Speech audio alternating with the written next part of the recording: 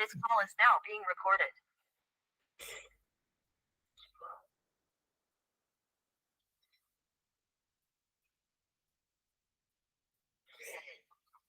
हरिओम। आज हम लोग चतुर्थ अध्याय की समरी देख लेते हैं। क्या क्या बातें बताई गई चौथे अध्याय में। तो शुरुआत में ही भगवान श्री कृष्ण ने बताया कि योग को मैंने सूर्य के प्रति कहा। मैंने अर्थात एक महापुरुष जो तत्वदर्शी है, जिसने सत्य का दर्शन कर लिया है। सूर्य ने मनु से कहा, मनु ने इक्ष्वाकु के प्रति कहा। तो ये सूर्य, ये मनु, ये इक्ष्वाकु, ये हमारे अंतःकरण के ही पात्र है। सूर्य अर्थात सुरा में प्रवाहित होना, मनु अर्थात मन, मन से इच्छा बनती है, एक प्रबल इच्छा हो जाती है, तीव्र इच्छा हो जाती है कि हमें भी मुक्ति के लिए काम करना है। उनसे राजर्षियों ने जाना, मैंने अथवा अव्यक्त स्थिति वाले ने। महापुरुष भी अव्यक्त स्वरूप वाला ही है। शरीर तो उसके रहने का मकान मात्र है। ये जो शरीर है, जो ये हाड़ मांस से बना पुतला है, ये सिर्फ मकान है। जैसे हम लोग घर में रहते हैं, तो क्या घर मैं थोड़ी ना है। ऐसे ही महापुरुषों के लिए ये शरीर भी होता है। ऐसे महापुरुष की वाणी में परमात्मा ही प्रवाहित होता है। उनकी वाणी से जो भी निकलता है वो परमात्मा की ही वाणी होती है। ऐसे किसी महापुरुष से योग सूर्य द्वारा संचारित होता है।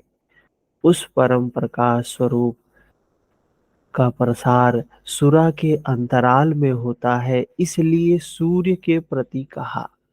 श्वास में संचारित होकर वे संस्कार रूप में आ गए।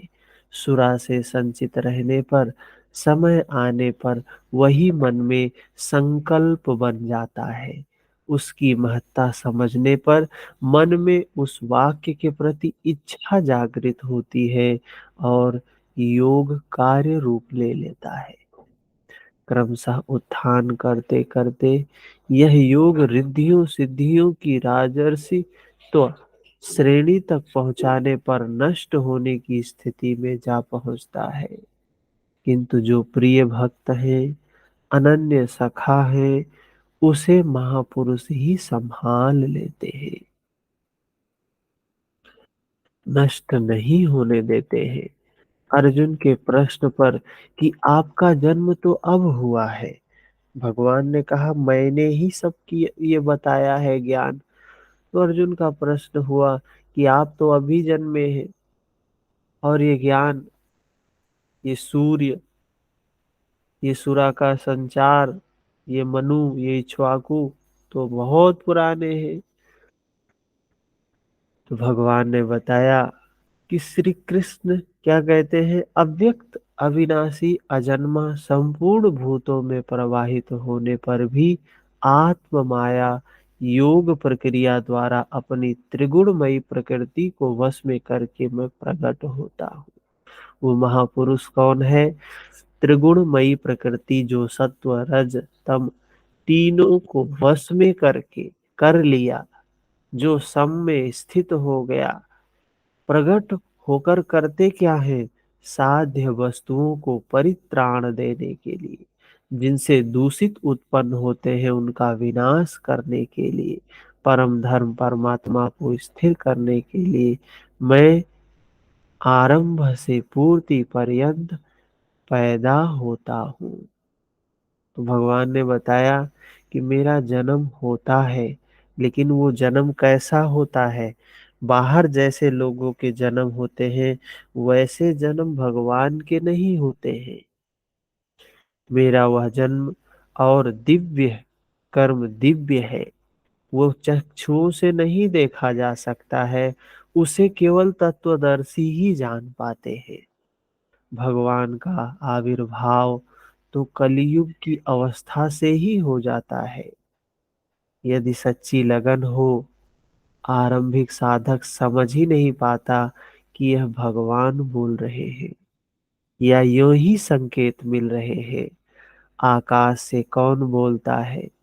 महाराज जी बताते थे कि जब भगवान की कृपा होती है, भगवान कृपा करते हैं तो रथी हो जाते हैं। खंभे से, वृक्ष से, पत्ते से, शून्य से, हर स्थान से बोलते हैं, संभालते हैं। उत्थान होते होते जब परम तत्व परमात्मा विदित हो जाए, तभी स्पर्श के साथ ही वह स्पष्ट समझ पाता है।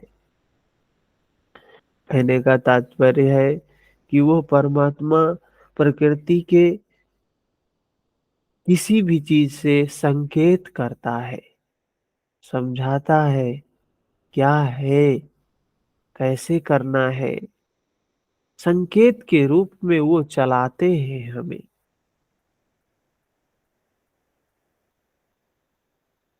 उस स्वरूप को तत्वदर्शियों ने देखा है। मुझे जानकर वे तत्क्षण मुझ में ही प्रविष्ट हो जाते हैं, जहां से पुनः आवागमन नहीं होता है। तो उस परमात्मा को जानना है। जानेगा कैसे? जानने के उपरांत ही उसमें विलीन हुआ जा सकता है, उसमें लीन हुआ जा सकता है। इस प्रकार उन्होंने भगवान के आविर्भाव की विधि को बताया कि वह किसी अनुरागी के हृदय में होता है। वो भगवान कहाँ होते हैं? तो किसी अनुरागी के हृदय में होते हैं, बाहर नहीं। हम उन्हें बाहर खोजते हैं, वो बाहर नहीं है, वो किसी के हृदय में है। श्री कृष्ण ने बताया कि मुझे कर्म नहीं बांधते हैं। क्या है? इस स्तर से जो जानता है, उसे भी कर्म नहीं बांधते। जो ये समझ ले कि श्री कृष्ण परमात्मा, वो तत्वदर्शी महापुरुष, वो कर्म से नहीं बंधता है। क्यों नहीं बनता है? कैसे नहीं बनता है? जो व्यक्ति ये समझ गया, वो भी मुक्त हो जाएगा। यही समझकर मुमुक्षु पुरुषों ने कर्म का आरंभ किया था कि उस स्तर से जानोगे तो जैसे श्री कृष्ण, वैसा ही स्तर उस जानने वाले का भी हो जाएगा। जान लेने पर वैसा ही वह मुमुक्षु अर्जुन, यह उपलब्धि निश्चित है। भगवान श्री कृष्ण ने बताया कि सिर्फ जानने मात्र से ही वो अवस्था आती जाएगी। यदि यज्ञ किया जाए, यज्ञ का स्वरूप बताया, यज्ञ का परिणाम परम तत्व है, परम शांति है। इस ज्ञान को पाया कहाँ जाए? इस पर किसी तत्वदर्शी के पास जाने की, उन्हीं से विधि के जानने की, जिससे वे महापुरुष अनुकूल हो जाए। ऐसा व्यवहार उनके साथ करे, उस महापुरुष के साथ, कि जिससे वे उस विधि को बताएं। पात्र को ही दिया जाता है ना। कोई गुरु, कोई भी व्यक्ति किसी को कुछ देता है तो पात्रता देखता है कि पात्र है कि नहीं है। गुरु शिष्य को कुछ बताता है, तभी बताता है जब उसके अंदर पात्रता देखता है। अभी तो पात्रता, क्या गुरु क्या चेला, अभी के समय में जो शिक्षा व्यवस्था है, उसका अलग ही, वहाँ पात्रता से कोई लेना देना नहीं है। बच्चा एडमिट हुआ है, एडमिशन लिया है, तो उस कोर्स में जो जो है उसको पढ़ाना है। पढ़ाई है, पढ़ाना है। लेकिन जो पहले गुरु और शिष्य का संबंध होता था, उसमें पात्रता देखी जाती थी कि कौन के किसके पात्र है। अभी पात्रता है या नहीं, लेकिन काम तो ये करना है। लेकिन पहले के समय में ऐसा नहीं होता था। तो भगवान श्री कृष्ण ने बताया, ऐसे महापुरुषों के पास जाकर इस प्रकार व्यवहार करें जिससे वे प्रसन्न हो और वो योग विधा बताएं। योगेश्वर ने स्पष्ट किया कि वह ज्ञान तू स्वयं आचरण करके पाएगा। कोई मार्ग तो दिखा देगा, लेकिन व्यवहार में तुझे खुद ढालना पड़ेगा। दूसरे के आचरण से तुझे कुछ नहीं मिलने वाला है। वह भी योग की सिद्धि के काल में प्राप्त होगा, प्रारंभ में नहीं। वह ज्ञान, वह साक्षात्कार हृदय देश में होगा, बाहर नहीं। जो कुछ होने वाला है, अंदर में होने वाला है। श्रद्धालु, तत्पर, संयत इंद्रिय एवं संशय रहित पुरुष ही उसे प्राप्त करता है। अतः हृदय में स्थित अपने संशय को वैराग्य की तलवार से काट। तलवार क्या है? वैराग्य है। यह हृदय देश की लड़ाई है। बाह्य युद्ध से गीतोक्त युद्ध का कोई प्रयोजन नहीं है। बाहर जो युद्ध चल रहे हैं, मार काट, झगड़ा लड़ाई चल रहा है, उससे गीता का कोई लेना देना नहीं है। इस अध्याय में श्री कृष्ण ने मुख्य रूप से यज्ञ का स्वरूप स्पष्ट किया। बताया कि यज्ञ जिससे पूरा होता है, उसे करने कार्य प्रणाली का नाम कर्म है। कर्म को भली प्रकार इस अध्याय में स्पष्ट किया। तो हम लोगों ने यज्ञ समझा दैवी संपद बढ़ाना। हाँ, दैवी संपद जिससे बढ़े, कर्म है। प्रकाश जिससे अपने अंदर बढ़े, कर्म है। इस प्रकार ये चतुर्थ अध्याय श्रीमद् भगवद गीता का समाप्त होता है। हम लोग आज पंचमो अध्याय, पांचवें अध्याय को शुरू करते हैं। थोड़ा सा इसमें आगे है, क्या है? अध्याय 3 में अर्जुन ने प्रश्न रखा कि भगवान, जब ज्ञान योग आपको श्रेष्ठ लगता है तो आप मुझे कर्म में क्यों लगाते हैं? तीसरे अध्याय में अर्जुन का प्रश्न था कि जब आपको ज्ञान योग श्रेष्ठ अच्छा लगता है, श्रेष्ठ है, तो मुझे कर्म में क्यों बजाते हैं? अर्जुन को लगा निष्काम कर्म योग की अपेक्षा ज्ञान योग सरल प्रतीत हुआ, क्योंकि ज्ञान योग में हारने पर देवत्व और जीतने पर महामहिम स्थिति मिलने वाली है। दोनों ही दशाओं में लाभ है, लाभा लाभो जया जयो। अब तक अर्जुन ने भली प्रकार समझ लिया कि दोनों ही मार्गों में कर्म करना ही पड़ेगा। अब अर्जुन को बात समझ में आ गई। तीसरे अध्याय में अर्जुन को बात समझ में नहीं थी, लेकिन अभी अर्जुन को बात समझ में आई कि काम तो करना पड़ेगा। चाहे हम ज्ञान योग से जाएं, चाहे कर्म योग से जाएं, कर्म तो करना ही पड़ेगा। बिना कर्म किए संभव नहीं है। योगेश्वर भगवान श्री कृष्ण ने उसे संशय रहित होकर तत्वदर्शी महापुरुष की शरण लेने के लिए प्रेरित करते हैं। किसी महापुरुष की शरण जाने के लिए प्रेरित करते हैं, क्योंकि समझने के लिए वही एक स्थान है। अतः दोनों मार्गों में से एक चुनने से पूर्व उसने निवेदन किया। अर्जुन निवेदन करता है। क्या निवेदन है अर्जुन का? बड़ा महत्वपूर्ण। वैसे भगवत गीता का हर श्लोक, हर अध्याय महत्वपूर्ण है। चतुर्थ अध्याय भी महत्वपूर्ण है। क्या निवेदन करता है अर्जुन भगवान श्री कृष्ण से? सन्न्यासं कर्मणां कृष्ण पुनर्योगं च संससि यक्ष्येय एतयोरेकम् तन्मे ब्रूहि सुनिश्चितम्। हे श्री कृष्ण, आप कभी संन्यास माध्यम से किए जाने वाले कर्म की और कभी निष्काम दृष्टि से किए जाने वाले कर्म की प्रशंसा करते हैं। अर्जुन भगवान से प्रार्थना करता है, भगवान कभी आप कहते हैं संन्यास मार्ग और कभी कहते हैं निष्काम।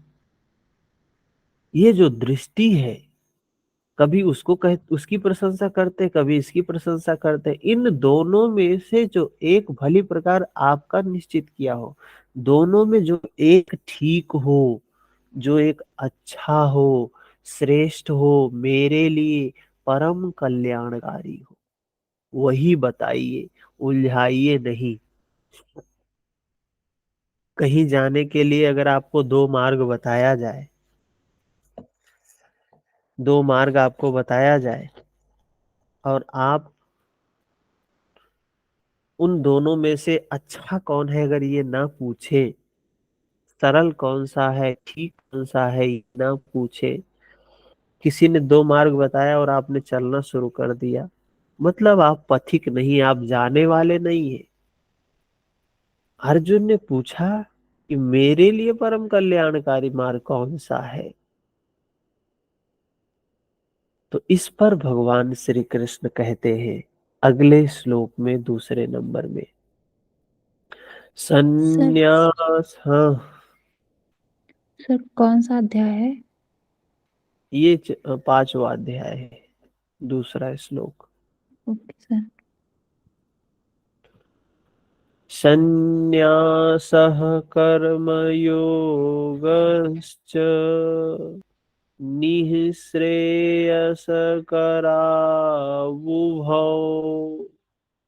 तयोस्तु कर्मसन्न्यासात् कर्मयोगो विशिष्यते।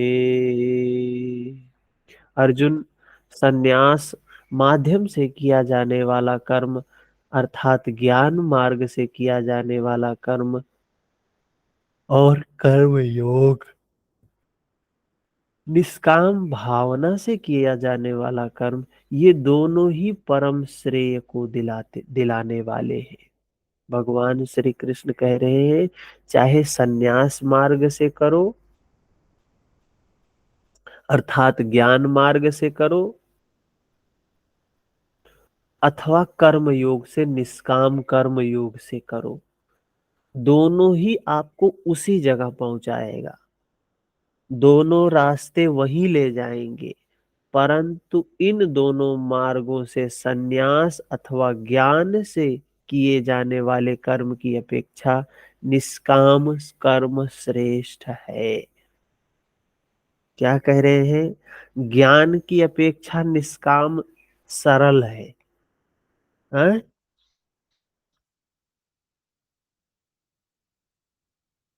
निष्काम जो कर्म योग है वो सरल है, श्रेष्ठ है। प्रश्न स्वाभाविक है कि श्रेष्ठ क्यों है? ये दो मार्ग है, सबको समझ में है ना? एक तो कर्म योग, एक ज्ञान योग। हम्म, समझ में है? तो भगवान यहाँ बता रहे हैं कि कर्म योग और ज्ञान योग में ये निष्काम कर्म योग श्रेष्ठ मार्ग है। क्यों श्रेष्ठ है? क्यों, आगे बताएंगे कि निष्काम कर्म योग में कोई चिंता नहीं होती है, बस निमित्त होके चलना होता है। बस हम निमित्त हैं उस परमात्मा के, उस ब्रह्म के, कठपुतली मात्र है। जैसे जैसे जहां जहां ले चले वैसे वैसे हम जाते रहते हैं। ज्ञेयः स नित्यसन्न्यासी यो न द्वेष्टि न काङ्क्षति निर्द्वन्द्वो हि महाबाहो सुखं बन्धात् प्रमुच्यते। महाबाहु अर्जुन, जो न किसी से द्वेष करता है न किसी की आकांक्षा करता है, वह सदैव सन्यासी ही समझने योग्य है। क्या कहा अर्जुन ने? जो किसी से द्वेष नहीं करता, न किसी से आकांक्षा करता है, किसी से उसका द्वेष नहीं है,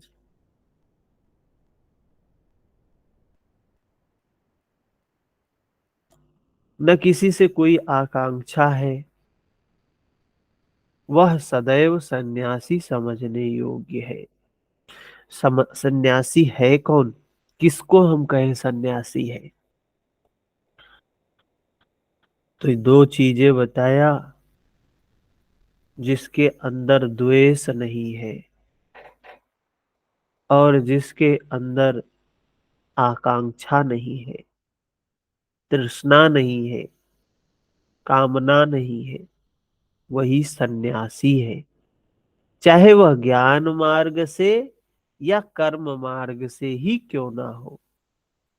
राग द्वेष द्वंद्वों से रहित वह पुरुष सुख पूर्वक भव बंधन से मुक्त हो जाता है। मतलब जिसके अंदर ये दो चीजें आई, द्वेष समाप्त हुआ और राग समाप्त हुआ, तो वो मुक्ति हो जाएगा भव से। आप बताते हैं ये कर्म श्रेष्ठ क्यों है? सांख्ययोगो पृथक् बालाः प्रवदन्ति न पंडिताः एकम् अप्यास्थितः सम्यगुभर्योर्विन्दते फलम्। निष्काम कर्म योग तथा ज्ञान योग, इन दोनों को वही अलग अलग बताते हैं जिनकी समझ इस पथ में अभी बहुत हल्की है। ये जो हम मानते हैं कि ये दो मार्ग हैं और दोनों अलग अलग हैं, ये अलग अलग नहीं है। कर्म योग और ज्ञान योग अलग नहीं है।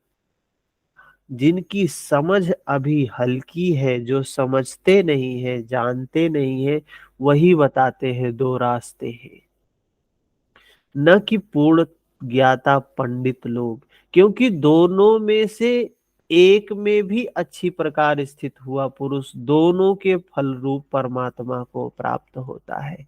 कह रहे हैं कि दोनों जो ये मार्ग है, कर्म योग और ज्ञान योग, ये इसमें से कोई कर्म योग पर चले या कोई ज्ञान योग पर चले, कर्म तो दोनों में करना है और चलते चलते उस अवस्था को प्राप्त करेगा जो ज्ञान योग से भी प्राप्त होता है, जो कर्म योग से भी प्राप्त होता है। दोनों का फल एक ही है, इसलिए दोनों एक ही समान है, दोनों में कोई भेद नहीं है। यत सांख्येह प्राप्यते स्थानं तद्योगैरपि गम्यते। एकं सांख्यं च योगं च यः स पश्यति।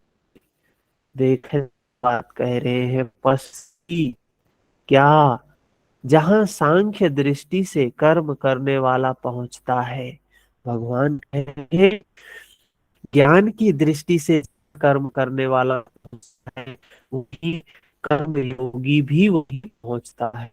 इसलिए जो दोनों को फल की दृष्टि से एक करता है, वही यथार्थ जानने वाला है, सत्य जानने वाला है। जब दोनों एक स्थान पर पहुंचते हैं, निष्काम कर्म योग विशेष क्यों है? प्रश्न स्वाभाविक कि जब दोनों एक ही स्थान पर पहुंचाते हैं तो इसमें विशेष क्यों हो गया कर्मयोग। तो इस पे भगवान श्री कृष्ण 6 नंबर श्लोक में बताते हैं, संन्यासस्तु महाबाहो दुःखम आप्तु मयोगतः योगयुक्तो मुनिर्ब्रह्मा न चिरेणाधिगच्छति। अर्जुन, निष्काम कर्मयोग का आचरण किए बिना संन्यास, सर्वस्व का न्यास प्राप्त होना दुखप्रद है। क्या कह रहे हैं भगवान कि संन्यास का आचरण किए बिना, संन्यास का मतलब क्या है, राग और द्वेष दोनों समाप्त हो गया, समता में स्थित हो गया व्यक्ति। संन्यास, सम न्यास, सम में न्यास होना, स्थित होना संन्यास है। कह रहे हैं यही कर्म योग है, यही निष्काम कर्म योग है। जो संन्यास ही क्या है, निष्काम कर्म योग। और जो संन्यास में स्थित नहीं हुआ, जो कर्म योग नहीं कर रहा है, निष्काम कर्म योग नहीं कर रहा है, कह रहे हैं दुखप्रद है। जब योग का आचरण प्रारंभ ही नहीं किया तो असंभव सा है। इसलिए भगवत स्वरूप का मनन करने वाला मुनि, जिसकी मन सहित इंद्रियां मौन है, निष्काम कर्म योग का आचरण करके पर ब्रह्म परमात्मा को शीघ्र ही प्राप्त कर लेता है। स्पष्ट है कि ज्ञान योग में निष्काम कर्म योग का ही आचरण करना पड़ता है। ज्ञान योग में भी करना पड़ता है, क्योंकि क्रिया दोनों में एक ही है। वही यज्ञ की क्रिया है जिसका शुद्ध अर्थ है साधना। दोनों मार्गों में अंतर केवल कर्ता के दृष्टिकोण का है। कर्म तो एक ही है, कर्म एक ही करना होता है, बस बात क्या है, दृष्टिकोण का अंतर है, भाव का अंतर है। एक अपनी शक्ति समझकर लाभ हानि देते हुए इस कर्म में प्रवृत्त होता है। ज्ञान योगी, ज्ञान योगी क्या करता है, अपनी शक्ति को देखता है, समझता है, उसके आधार पे आगे बढ़ता है, लाभ हानि को देखकर आगे बढ़ता है, तो ज्ञान योगी है। और जो कर्म योगी है वो इष्ट पर निर्भर हो जाता है कि ले चल भाई जहां ले जाना है, हम तो तैयार है जाने के लिए। हाँ? जैसे एक यहाँ उदाहरण दिया है, एक प्राइवेट पढ़ाता है, दूसरा नॉमिनेट, दोनों का पाठ्यक्रम एक होता है, परीक्षा एक होती है, परीक्षक निरीक्षक दोनों में एक ही है। ठीक इसी प्रकार दोनों के सद्गुरु तत्वदर्शी हैं, डिग्री एक ही है, केवल पढ़ने का दृष्टिकोण भिन्न भिन्न हो गया, एक प्राइवेट है एक रेगुलर है। हाँ, संस्थागत छात्र को सुविधाएं अधिक रहती है।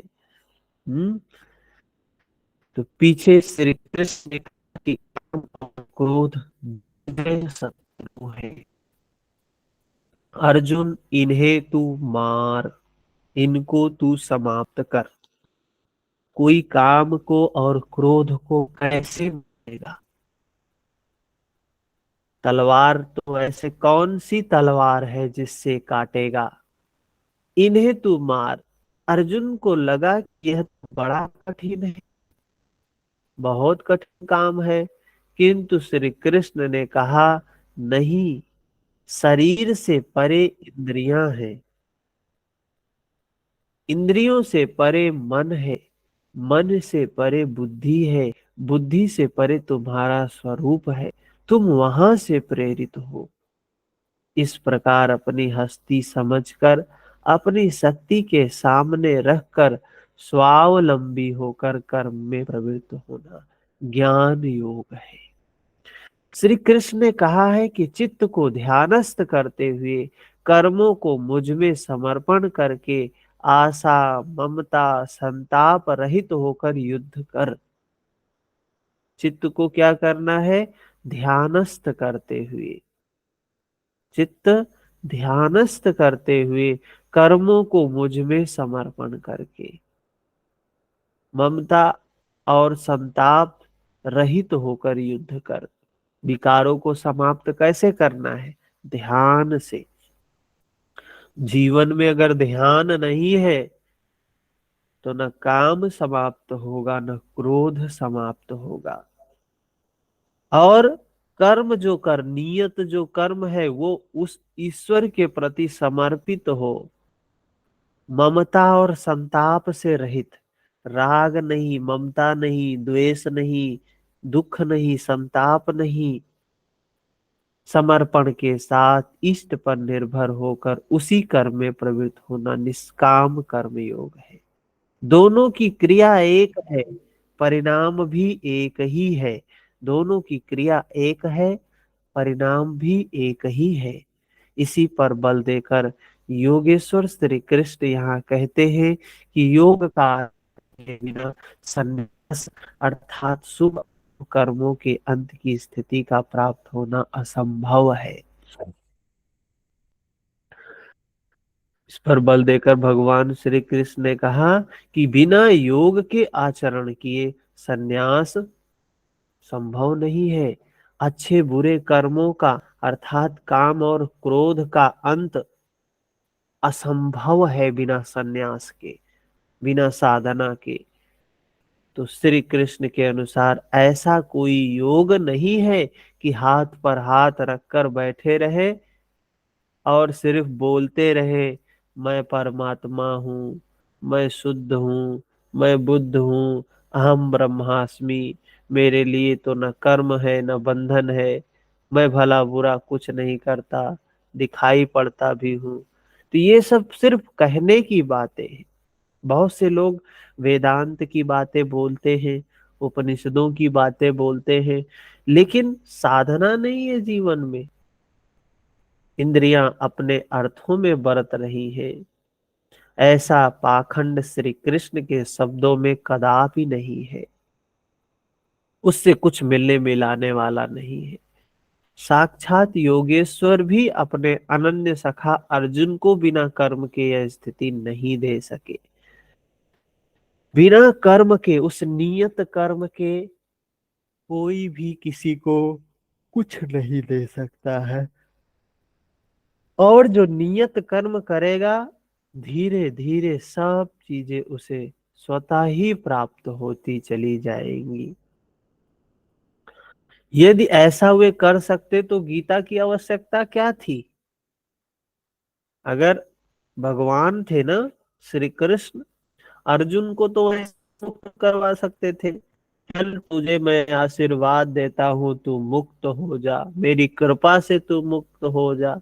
भगवान ने अर्जुन को 18 अध्याय गीता की क्यों समझाया? मोह को समाप्त करने के लिए, राग द्वेष को समाप्त करने के लिए 18 अध्याय गीता का समझाना पड़ा। क्यों? कर्म तो करना ही पड़ेगा। कोई व्यक्ति सिर्फ रास्ता बताएगा, चलना तो स्वयं पड़ेगा। कर्म करके ही संन्यास की स्थिति को पाया जा सकता है। योग युक्त पुरुष शीघ्र ही परमात्मा को प्राप्त हो जाता है। योग युक्त पुरुष के लक्षण क्या है? इस पे भगवान श्री कृष्ण कहते हैं, जो योग युक्त पुरुष है, योग में स्थित पुरुष है, उसके लक्षण क्या है? योग युक्तो विशुद्धात्मा, विजितात्मा, जितेन्द्रियः, सर्वभूतात्मभूतात्मा, कुर्वन्नपि न लिप्यते। विशेष रूप से जीता हुआ है शरीर जिसका, विजीत आत्मा जिसने जीता है विशेष रूप से, जितेंद्रिय, जीती हुई है इंद्रियां जिसकी, जिसने अपने इंद्रियों पर अधिपत्य कर लिया।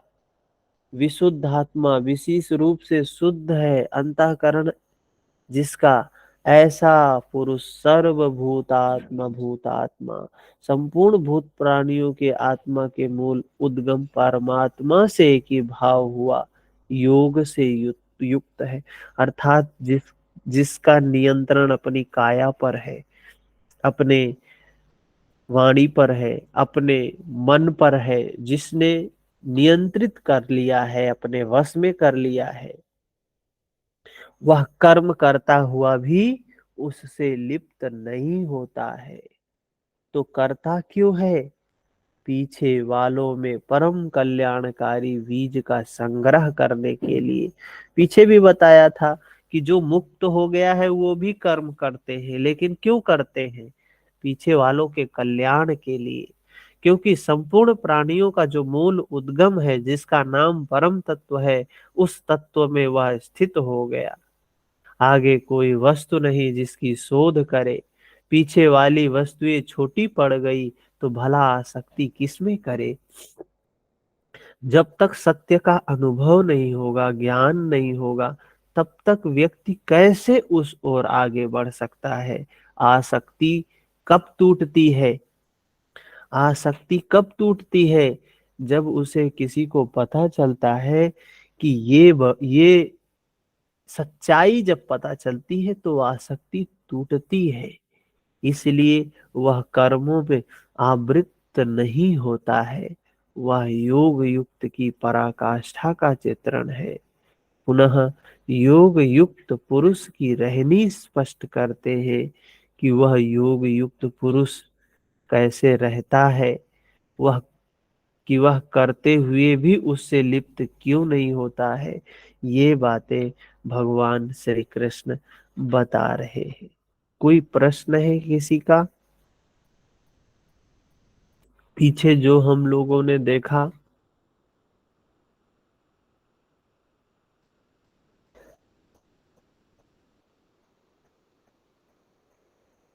इतना ही करेंगे आज, नहीं तो ज्यादा हो जाएगा।